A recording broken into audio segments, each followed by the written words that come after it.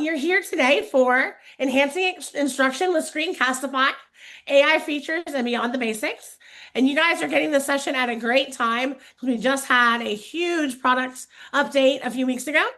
So you'll be getting like the latest and greatest product updates from Screencastify today. Also, just as a reminder, JCPS, we have a full license for Screencastify in our district. So 100% for teachers. It's paid for by your IT department. You're welcome. What's new with screencasting and Screencastify? I was telling Kathleen before we started, we just had a major product update recently. So we have a lot of new features that I'm really excited to share today. From your Screencastify extension in your Chrome browser, you'll notice that you have three recording types or three recording options to choose from.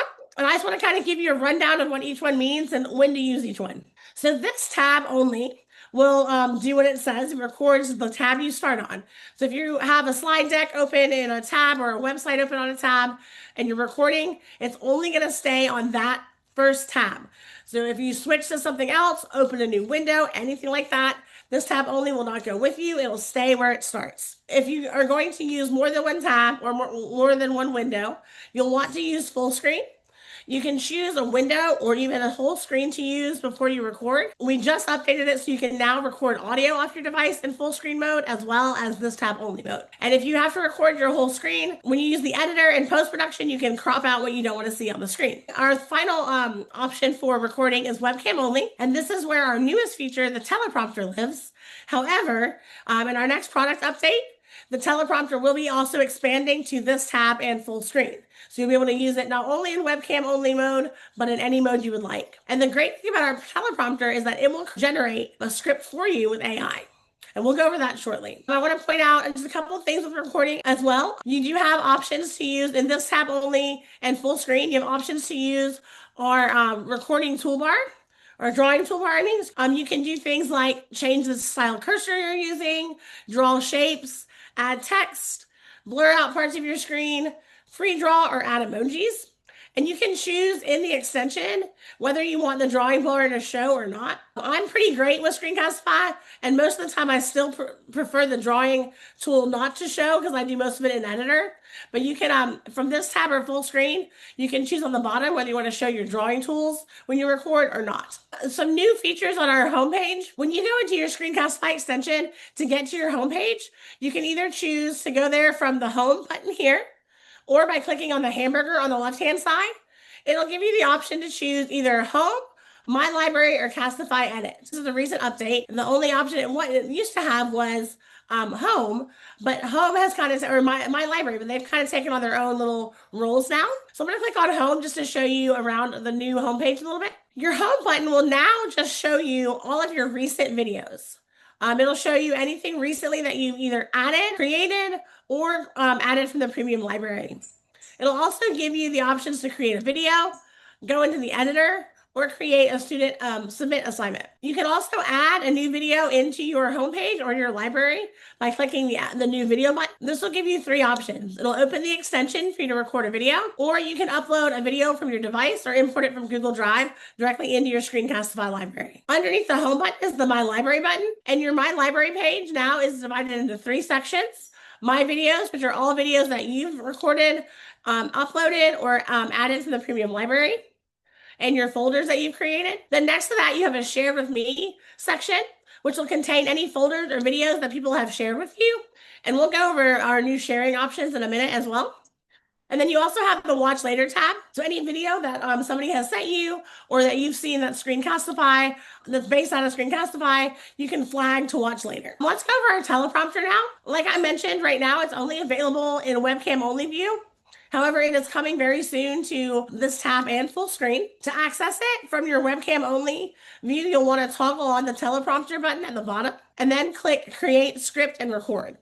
And this will take you into our teleprompter AI script generator screen. From here, it will prompt you to describe the video topic you would like for the script to generate on. So you'll add your topic here for your video. I have a little prompt that I have already ready to go that I'm just going to add here. You have to have at least 50 characters in order to generate a prompt. As you probably know by now with AI prompt generation, the more descriptive you can be, the better. But you at least need to add in the grade level, the content area, and what exactly you want it to teach or what exactly you want the script written on that you're teaching. So like, for example, my topic says a video lesson introducing the 3 types of angles for 4th grade students with easy to understand definitions and real world examples. And that's all I'm going to put for my prompt. It'll generate something based on that. Then you can select the length of the script that you would like generated. You can have it as short as 30 minutes or as long as 4. I will say that if you plan to use any of our AI additions or AI enhancement features on your video has to be at least longer than a minute and have more than 20 spoken words. So I usually go with 2 minutes just to be safe. You can choose at this point to have your script written in either English or Spanish.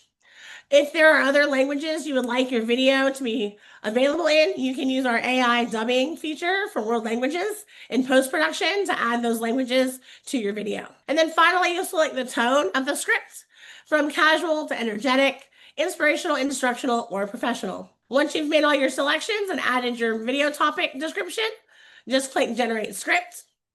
It'll generate a script for you and drop it in the box below. Once you have the script, you can scroll down and, of course, edit the scripts as you want. And I always just kind of give this warning message as an educator with AI. Do your due diligence and please read through the script to ensure accuracy and make sure that it does not contain any bias in it. You can edit the script fully. Like, I would never have said welcome students. I always gave my class like a nickname that I called them every year. They got to choose it. So I would have used that nickname in the video or something more fun than just welcome students. You can also just put it in one big paragraph. And that's gonna that's not really conducive for my reading style on a teleprompter. So I'm gonna space it out a little bit.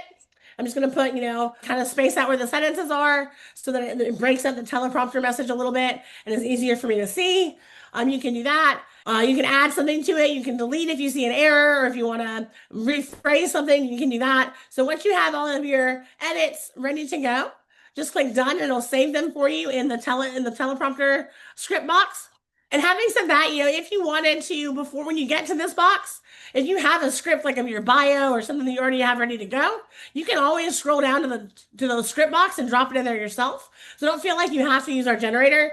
It just is helpful to have it. So once you have your script ready to go, you'll click start recording.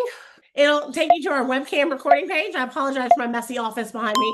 And it'll play the teleprompter on the front of your screen. Don't worry, the teleprompter won't show in the final phase of your video. It just shows now. It's in the middle of your screen for a reason. They placed it there so that your eye focus is in the middle. You can control the pace of the teleprompter yourself. It does have an auto scroll feature that we've programmed with a pace that they think is correct. That doesn't ever match the way I read a teleprompter. So in order to control it yourself, just hover over it with your mouse. You don't have to click, just hover and scroll. And you can control the speed of it by yourself. On the bottom toolbar, you'll see that there's a video timer, so you know how long your video is. You can also hide the teleprompter if for some reason you want to not see it for a minute. The next button is delete. And I always tell you guys, don't use this button. And I'm going to tell you why. You're going to mess up. You're going to make mistakes. That's okay. The reason you don't hit delete is because if you hit delete, it's not only going to delete your video, it's going to delete your script and the prompt you put in. So it's going to take you back to like square one. So if you mess up, which happens, you can just click restart the recording and it'll restart from this point with your script that you already had done. So just make sure that if you mess up, don't hit delete, just hit restart. If the fire alarm goes off, announcements come on, your phone rings, a student interrupts you, the teacher next door bangs on the wall, anything like that happens, you can always pause your recording and then restart when you're ready. And once you've finished your recording, you can just click end.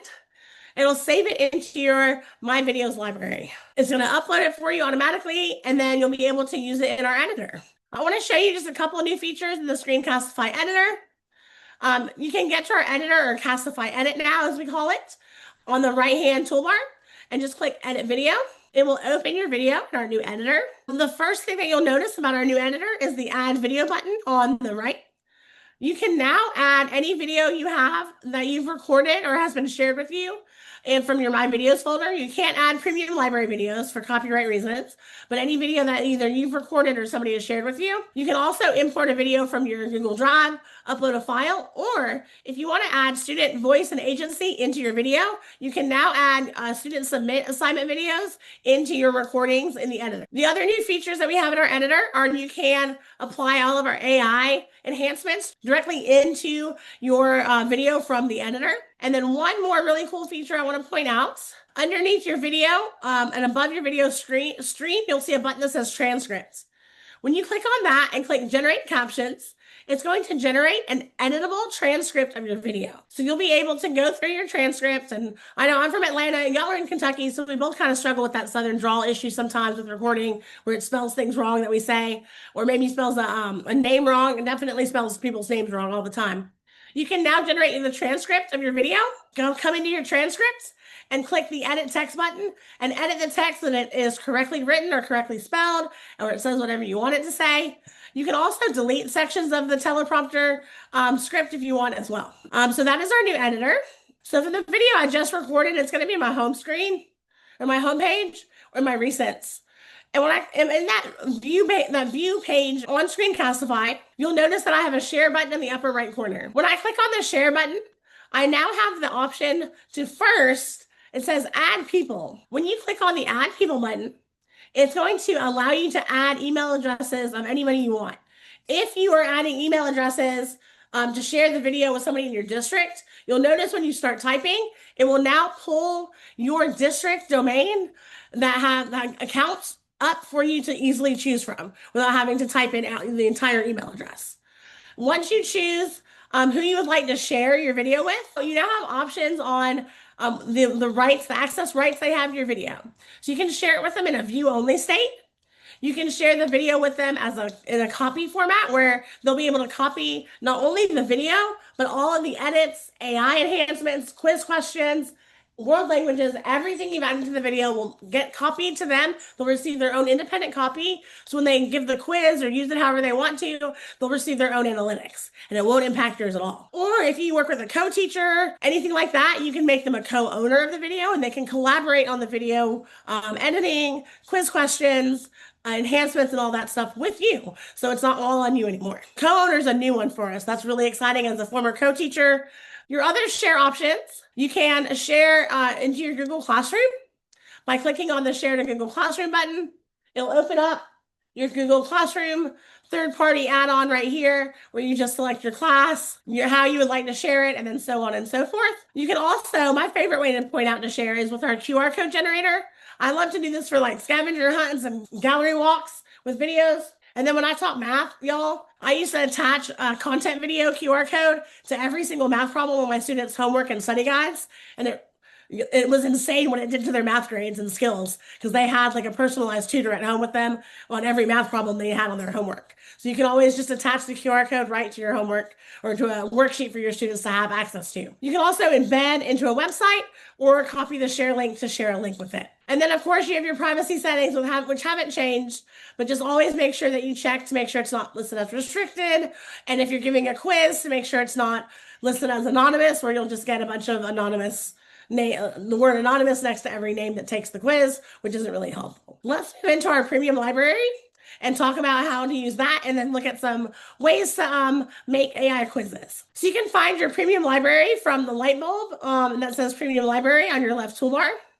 What this does is it pulls in all of the YouTube for Education videos into your Screencastify page right here. I will give you like a little warning. It does default to Khan Academy as the channel.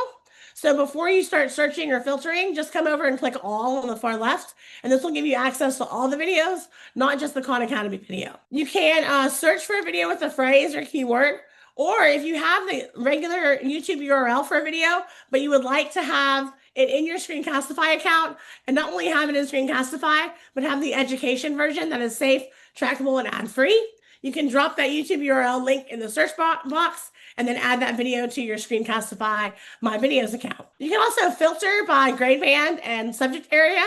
So I taught 4th and 5th grade math for a while. So I usually pick 4th grade, 4th through 6th grade, and then math. And I'm going to click apply. And this is going to filter and return all the 4th through 6th grade math videos that are available on YouTube for education. When I find the video that I want to use, to add it to my videos library and be able to enhance it and make it a quiz and all that good stuff, all you have to do is click on it. It's going to open it up into the Screencastify view page. However, it will save it to your My Videos library as well. The only editing you can do with our premium library videos due to copyright is trim them. And you can trim from the beginning of the video or the end. And when you trim, that would be helpful for like, if you just wanted to show the first 5 minutes of a video or the middle 3 minutes or whatever it was, you could trim that way. However, you can still use most of our AI enhancement features with it. I'm going to click Apply All. And when I click Enhance Video, it's going to use AI to enhance my video with a new title, a new description. It's going to auto chat for my video, and it's going to also give me AI captions and translations available in 90 languages. So once I've enhanced my AI video, you will notice that AI dubbing is grayed out. And due to copyright issues, we cannot use the AI world languages dubbing on top of premium library videos.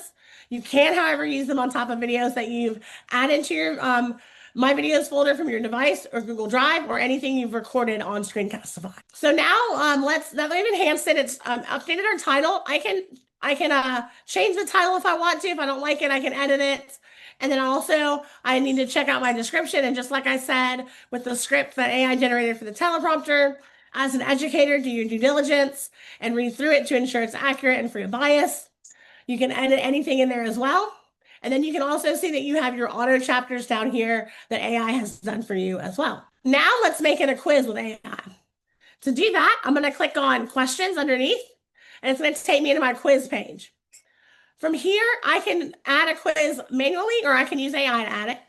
If you want to add questions manually, click on the big blue button, and you can add multiple choice questions manually, which will auto grade. If you add a short answer question manually, you'll have to grade that in the response tab. And then you can also add a note. I would add a note that would say like, write this down, it's going to be on the test. Or, as the mean teacher I would add a note on like the last second of the video to make sure that my students couldn't exit out of the video before it was over. Let's use AI to make our questions for today. So with AI quiz and grading, you can choose whether you want AI to create multiple choice questions or short answer questions. With AI, if AI generates the question, it will auto grade both multiple choice and short answer questions it generates. Or you can have it generate a mix of both. You can also select the number of questions you would like for your video. And then this is really cool for anybody who works with kids below grade level in reading, which is probably all of y'all. You can choose what grade level you want the questions written on. So this is, and in Georgia, this would be a 4th grade standard. But when I was teaching it in small group special ed, most of my 4th grade students were reading on a 1st or 2nd grade level. So I would have chosen the questions to be written on that grade level using the content in the video. Only choose one grade level though, or it confuses the AI. I'm just going to choose grade 4 for today. And then once I have all my selections ready, I'm going to click generate questions, and it's going to think of questions to add to my video for me. While it generates, I just like to point this out. You can also come below your video and click on tag standards and select your state, and you can tag your state specific standards to your video now in Screencastify, which just kind of helps you keep track of what you taught for yourself. If you want to use it on a study guide later for a statewide assessment, or if an administrator ever asks you why you show so many videos, you can also show them all the standards attached to the videos. So once your questions are ready, read through your questions. If you like the question, you can add them one at a time. If you don't like the question, you can click remove and remove it from the group. If you scroll through and read all of them and you're like, yeah, I like all these questions, you can click add all to add them all to your video. Or you can click regenerate. It'll regenerate the questions for you and like with another try if you don't like any of them. It'll add the questions directly to the timestamp in the video where they need to be, so you don't have to worry about that. However, if you would like to edit the question for any reason, once you've added it, click on the caret on the right-hand side and then click on edit. And you can edit anything from the question to the answer choices to the question weight. You can even edit the short answer questions that they've come up with. You'll notice that there's a purple star and the purple word protractor here. That means that is what AI is looking for the correct answer for this short answer question. You can edit that as well. You can edit even the short answer response. Or if you wanted to give your students a hint, you can limit the character response length, and it'll help them kind of guess how many characters they need to answer the word has to get the answer right. And you can change the question weight with this one as well. Once you are ready to go with your quiz, go to your settings. And I definitely recommend turning on prevent skipping, because what this will do is it'll stop viewers from doing two things: fast forwarding the video at any point, and it'll force them to answer questions before the video will move on. You can also turn on a due date. And unlike some of our competitors, if the student misses the due date, it doesn't block them out of the quiz video and prevent them from learning. It simply highlights it in your responses tab that they did it late. So up here, you'll see this is where your responses will go once you have responses from your students. Next, I want to show you all just real quickly one of our newest features that students can add in the quiz when they watch it. So I'm going to go to the preview screen to show you this. For my transcript, I'm going to go to my transcript real quick, and I'm going to click on Spanish, and it's going to generate captions and make my questions available in Spanish. Now, if I play the video and I go to my first question, which is at 28 seconds, my question now is in Spanish. And so is my transcript. So the kid will have the transcripts available in their foreign language, as well as the question now available to them, even with premium library videos. So if they need to change it, they can. The captions on the video will still show in English because it's premium library, but the transcript will show in Spanish, and so will the questions if they need it that way. The other thing you can now do with our videos is host live learning events. You can host live learning either from this screen or your share button on the main video watch page. When you host live learning, it'll first ask to choose your settings. Your join method, there's no login required for by name. So you can choose by name, and I know y'all are thinking, my students are all going to type in 6-7 and hit enter. They will. And then you can easily delete it from the join screen when they do that, or type in whatever the new thing is. I think it's still 6-7, right? And then by email address requires a login. But if you want it to be more diligent with who's logging into your video and what they can name themselves, you can use by email address. But like I said, if you choose to do by name, when they join, the trash can next to the name will pop up, and you can easily delete their name and tell them to try it again, because chances are you probably 95% chance of knowing which student named themselves that, because you know your kids. You can also choose the time per question will play in the live learning event. So you can have it as short as 10 seconds to as long as 90 seconds. And the great thing is, y'all, when you set the time, everybody that's registered or logged in answers the question before the time is up, the timer will stop and move on.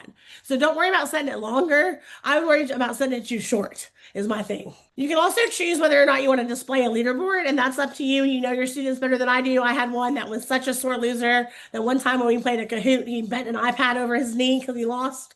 So I probably would have not shown the leaderboard in his class. But you can, if your students are chill, you can choose to show everybody on the leaderboard, the top 3 or the top 5. And the leaderboard will display after each question and then at the end of the video as well. And then if you decide that you want this to be your setting every time you do live learning, you can save it as your default. When I click start game, it's going to open up for me. And I'm going to show y'all how to share it. And then I'm just going to preview it with you. I'm not going to make you play it today. I'm going to preview it with you just so you can see what it looks like. Your students, if they have iPads or if you let them use their phones, they can easily join with a QR code. Or if they're using Chromebooks, just come to the code right here. Click on it. When you go into like your Google Classroom, you can go into like maybe your announcements on the front screen and just click paste and post. It'll paste that live learning link with the code and everything right in there, so they can just go in their Google Classroom, click on it, and join real quick with you without you having to type in the whole URL and then type in a code and blah blah blah blah blah. They can just join that quick. Here's where your players' names will pop up, and then their name will come up, and there'll be a trash can icon right here. If they name themselves something inappropriate, you can delete it and tell them to try again. I'm going to click preview just so y'all can see, what it looks like on your end and like from the student side.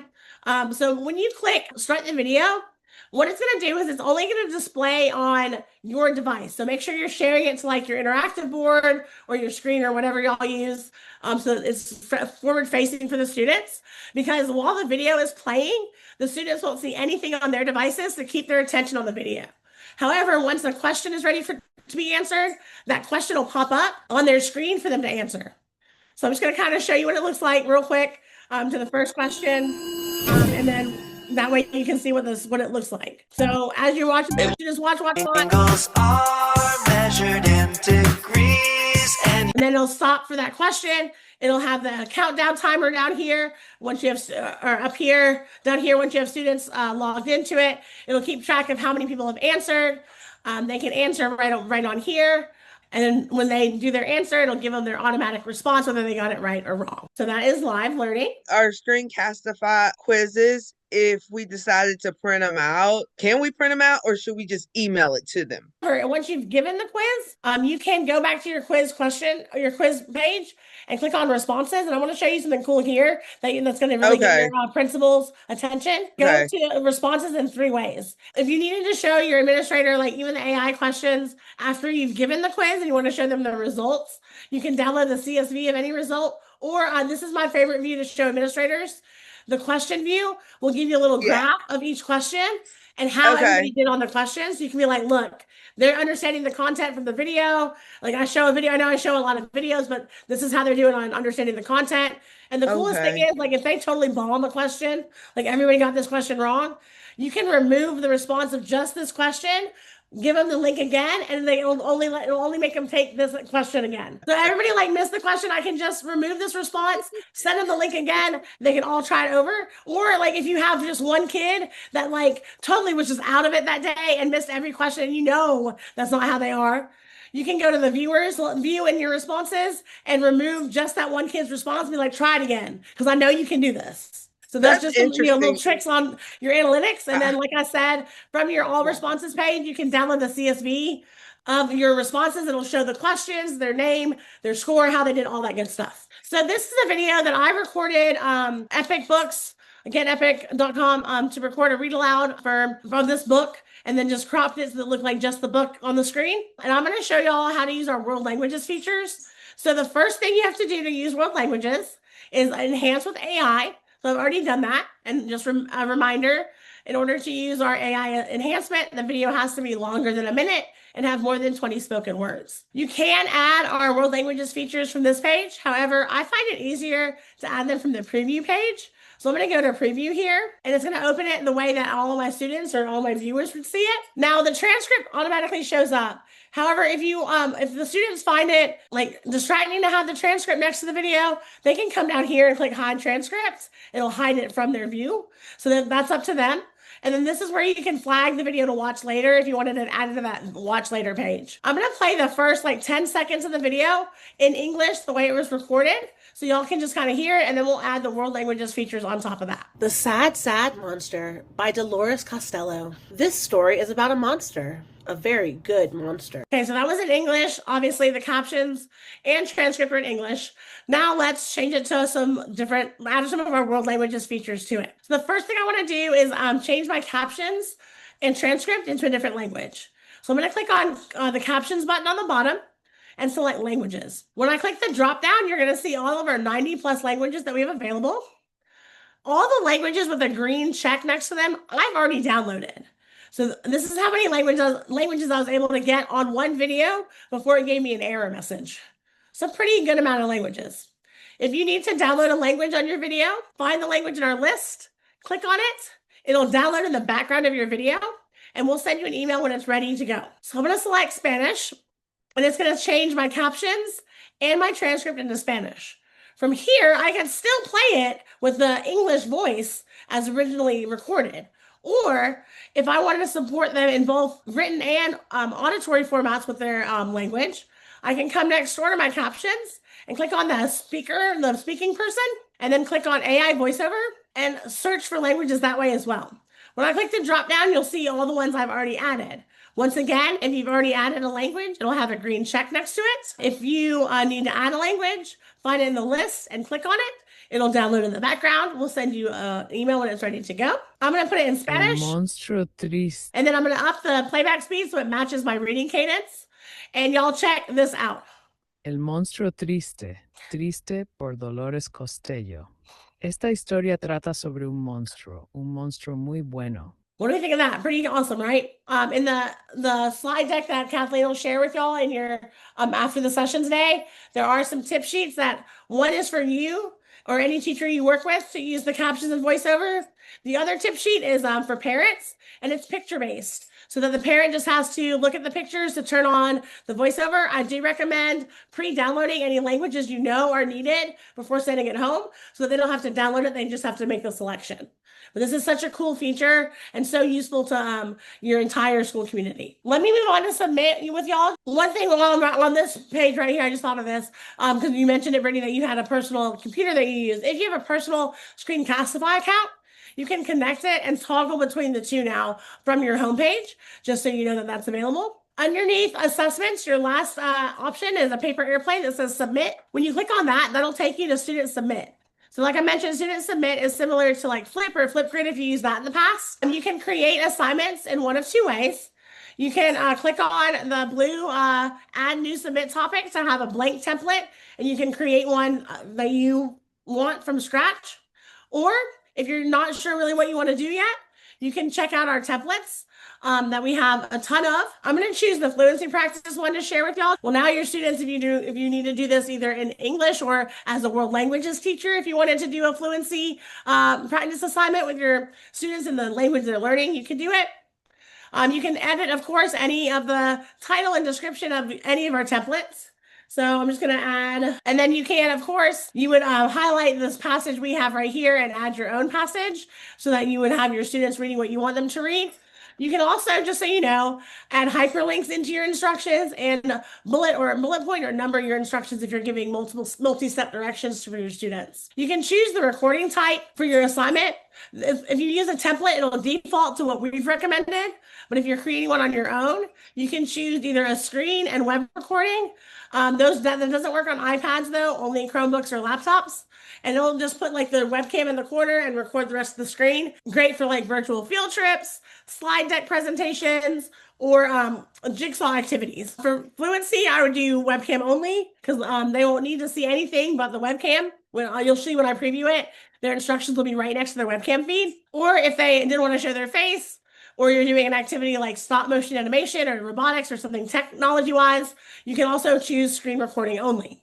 We can also add your state learning standards here, so you can keep track of what you've taught or what you've assessed with student submit. Then I'm going to come back to sharing settings because Google Classroom has hooked y'all up with how to share. The first thing I want to show you is your link privacy. Anyone with the link is the default. The first time a student uses this, they will have to sign in with their district email. So just know for like the younger kids, you might have to help them out with that, but they only have to do it once. And then it'll recognize them from their SSO, record their name automatically. Or if you wanted it more secure, you could do anyone in my domain, add your district domain, and have them sign in that way. Video privacy is new and specific to submit. I hesitate to ever tell you all to do this one. Submitters cannot view any videos, so that means they can't even view their own video they've made. So you want to at least let them view their own video, because as a teacher, not only can you grade it, but you can leave timestamp feedback on the video that they can respond to as well. If you're doing an assignment that they might want to share their presentations with each other, you can choose for them to be able to view all videos. And that means they can view their classmates' videos. However, if they can view their classmates' videos, they can also comment on all their classmates' videos. And we have not yet added a comment privacy feature to submit. It's coming soon. Not yet. So just, you know your kids better than I do. It does not let you moderate the comments. So just know that that's a thing. I will show you another way to share in a minute. If you don't want to let them comment and you just want to share the videos, there's another way to do that. But I'm going to choose, submitters can view their own video. You can choose for the video to have a time limit for recording or keep it unlimited. You can add points for it or have it as an ungraded assignment, and also add a due date. The due date won't lock them out of recording. It'll just highlight it in the responses that it was late.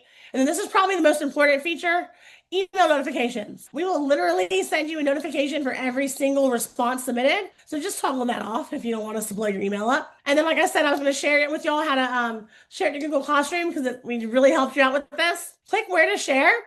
And if you're sharing it for your students in Google Classroom, just select Google Classroom and look at this. Y'all can add it right to your Google Classroom without having to leave the screen. You can even choose specific students to send it to and which topic you want to add it to, and schedule it to assign at a later date. If you wanted to send it home for parents to complete, I would generate a link and send that link home, and you're like, why would I want a parent to do this? Y'all, one of our facilitators blew my mind with this idea. She, at the beginning of this year, sent home a submit assignment to her students' parents, for them to talk to her about their student, what their goals were for their child, anything that they thought she needed to know about their kid. Like, I just thought it was like the greatest idea ever. And we're about to add world languages features to this as well. So if you have parents that don't speak English, pretty soon you'll be able to translate the responses too. So we're really helping y'all out with just making everything accessible as much as possible. When you're ready to share this to students, you'll click create and share. If you use Google Classroom, it'll automatically post directly in there. If you're copying a link, it'll copy a link for you. Or if you just want to preview it first, you can click preview. It'll show you what the students will see when they access the assignment. So when they first access the assignment, this is what they see. They'll see the title, instructions, and all the information. When they're ready, they can click start recording. It'll take them to the recording studio. And then it's so cool because they have like the whole passage and all their instructions right next to their video feed. They don't have to have it printed out on a piece of paper, open on another screen or anything like that. They have it right here for them. If they mess up, they can start over. And when they're done, they can click stop recording. They can also start over from here if they've messed up after they watch their video, or they see that they didn't follow an instruction you had over here, whatever it is. Or if they're happy with their video, then just click submit. And it's been, it'll add it to your submissions page, and they can download their video if they want when they're done. For you as the teacher, to grade your submit assignments, you'll come back to your submit homepage and select the assignment you want to grade. You'll be able to see the students' names that have submitted videos, and whether it's graded or ungraded. If you wanted to, I told y'all could share them a different way for students to view. If you didn't want to use the view all and have them comment, you can open the Google Drive folder and share that folder link with everybody in like Google Classroom if you wanted them to watch each other's videos but not be able to comment. If you want to close the topic so they can't add anything, like another video, you can close the topic as well. Or to grade it, just click the blue View Submissions button. It'll let you grade all of the videos. It's so cool because they have like that have been submitted. So here's your video, and then underneath it, this is where you can leave your feedback, and it's only visible to you and the student. And this is where the comments are, and it says here they're public, but the feedback is only visible to you and the student that you left it for.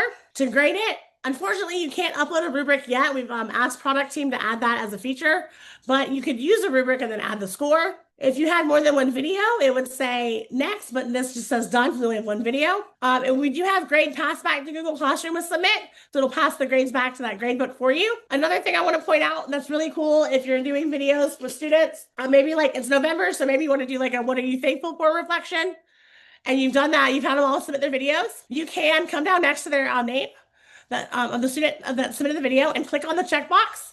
And then click on select all the students in your class, and then click on create highlight reel. It'll pull all of their videos together and make it like a highlight reel that opens an editor so that you can edit the highlight reel and have all of your students' answers together as like a little cute little highlight reel of what they're thankful for or whatever you're doing. Kind of like the remixes and Flipgrid that they used to have. You do also have the option in Gmail. We have a Screencastify add-on in your Gmail now where you can record a video, insert a video from your library, or if you already have an email written, you can click on turn email into video. It'll take that email, put it in our AI script generator, and open the teleprompter for you to create a video of your email with you kind of talking to the script. It's actually really cool to play with. So you can do that now in Gmail. Thanks so much, Renee.